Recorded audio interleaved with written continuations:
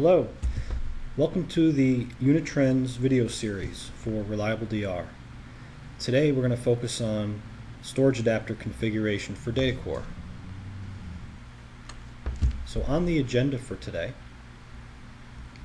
we're going to learn how to connect to the management IP for each array, create an adapter connection to a volume or data store on the Datacore array in the DR site, and also finally we're going to create a ReliableDR job using the storage replication. Now we move to our ReliableDR install, and today we're going to focus here on the storage arrays. Now just to show you, I've already set up my connections to my vCenter servers at my primary site and my secondary site. I've also created my mappings. So the next step is to make a connection into the primary Datacore server and also a connection into the secondary Datacore server. We click on Add, choose Datacore, and we're going to give it a name. So I'll call this one Datacore 01. We need to put in the management IP.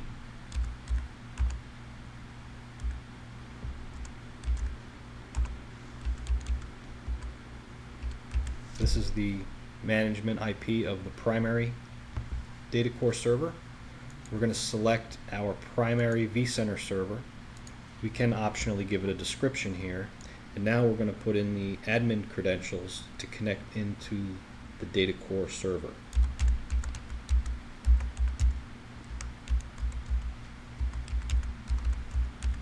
We'll check authentication to make sure we have everything set up properly. It's successful, so we can save this one. Now we make a connection into the Datacore server at our secondary site. We'll call this one Datacore 02.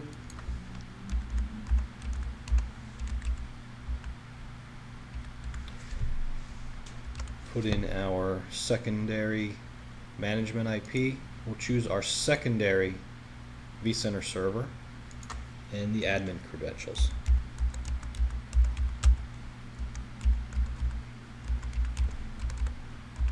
And also check authentication. Make sure everything's set up right. It is, and we'll save this. The next step, we're going to highlight our Datacore 02 server at our DR site, and we're going to need to create a storage adapter. This is a connection into the volume or data store at the secondary site. We click on Add. It brings us to the wizard. So the name, we're going to name this in lines with the actual volume or data store that's being replicated to the secondary site. So we'll call this Datacore 02.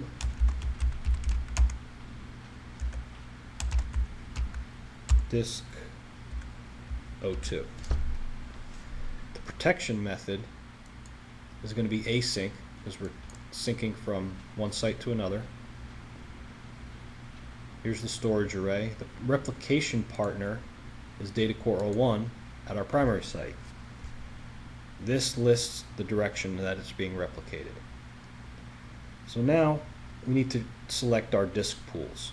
Now Datacore has what's called disk pools, and this is where the virtual disks are being replicated. I'm going to click on Browse, and we're going to choose at our secondary site Datacore 02 Pool 2. This is the one we're going to use. Now our partner disk pool is at our primary site. So we're going to choose Datacore 01 Pool 2. Datacore 01.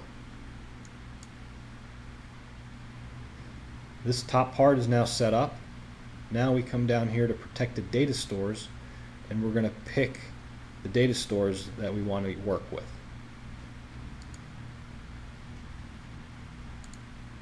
This is the one that we want to use. Now failover volumes, this is going to be where we're failing over to at our secondary site. So we're going to choose Datacore 02, virtual disk 2, fail back. If we need to fail back to primary, we're going to choose our data store at our primary site. So we'll choose Datacore 01, virtual disk 2. And if you notice, failback volume should match what you have selected here. And LUN ID, you're going to pick a free LUN ID at your secondary site. Click Save.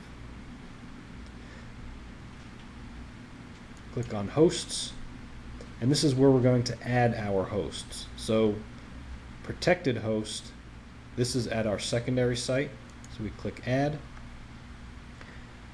and we're going to choose the hosts that we want to use at our secondary site.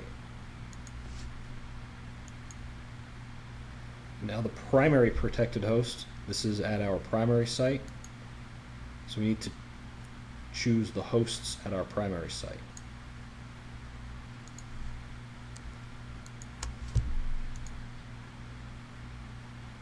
So now this is finished. We have our hosts, we have our data store, and we have our settings up here. Now we can click Save.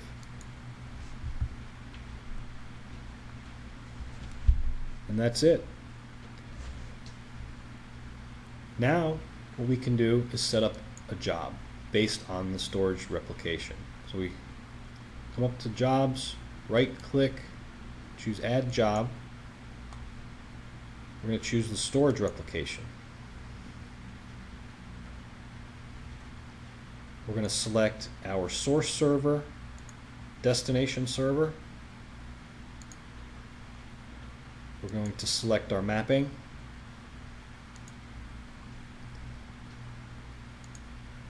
We'll choose our adapter. This is the one we just set up. Now when we expand out the VMs to protect column, it's going to list all of our virtual machines at our primary site that are sitting on that volume or data store that we're replicating, that the adapter is connected to. And we're just going to drag and drop the VMs that we want to protect over into the right column. Click Next. Now for hosts, we're going to expand both sides, and this gives us the option to select the hosts that we want to use for our replication and testing. We can select individual hosts if we want to tie them to specific ones, or we can select at the top level and let VMware decide where the VMs will go. We're going to give it our name. And down here for RTO and RPO, this is where we can set our values. It comes default with 30 minutes for RTO and 1 day for RPO, but we can adjust that to meet our needs. We'll click Save. And that's it. Our job is now set up. So that concludes our video in the Unitrends ReliableDR video series. Please check back for more videos related to other operations for ReliableDR.